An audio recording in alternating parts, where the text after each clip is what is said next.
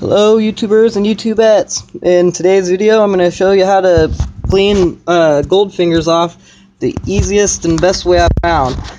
So I've got a soldering iron with this tip on. It's kind of like a little flat blade, like a straight slot almost. Let's see if I can do this one-handed.